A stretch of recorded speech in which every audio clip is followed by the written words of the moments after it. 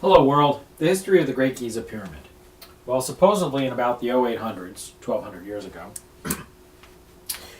the dirt was about 20 feet higher than it is now, and they couldn't tell where the entrance was, even though there was an anomaly over on the south side that kind of looks like a big dimple, but that's okay.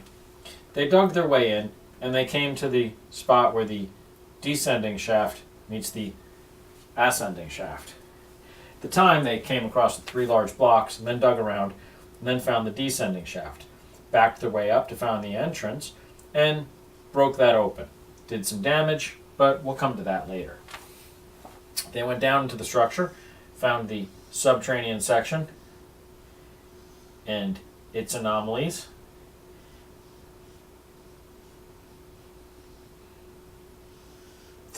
Then they went ahead, and I don't think at this time they actually tried to go up the shaft that goes to the grotto. So that was out of sight, out of mind. They did dig around behind the three large blocks and work their way up into the main portion of the pyramid we know today. And they discovered the shaft that goes over to the Queen's chamber and the pit that's in there. Actually, they didn't know about the pit because they didn't uncover all the dirt, so they don't know about that. They know there's a niche, and they dug their way up, and from what I understand, about 20, 30 years later, somebody came back into the structure and broke their way through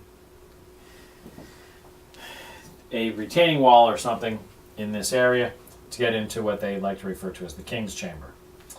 Now, that's about what they knew for a couple dozen more years.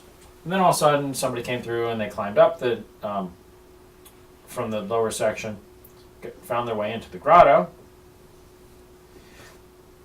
and then dug their way up until they actually just climbed their way up until they came to an area where they had to break through to actually come into the Grand Gallery.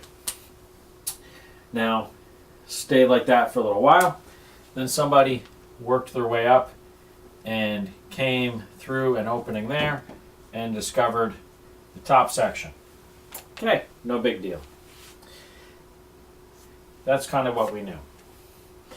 In the 1900s, in the 1800s, they noticed the crack that was in the wall that I'll suggest was electrical arcing or scars of it.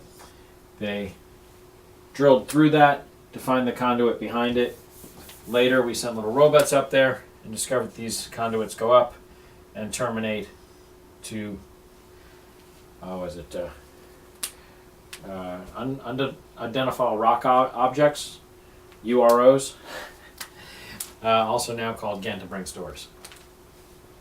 That's pretty much of the structure what we knew. Oh, plus they knew there were holes in the southern wall of the grotto. They don't know why, but they blame them on needing a place to put scrolls. They then removed a bunch of the dirt from the outside, well, probably before we even did this section here, and wound up finding that it goes down to ground level. Actually, ground level should be in line with the grotto if I'm going to draw this properly.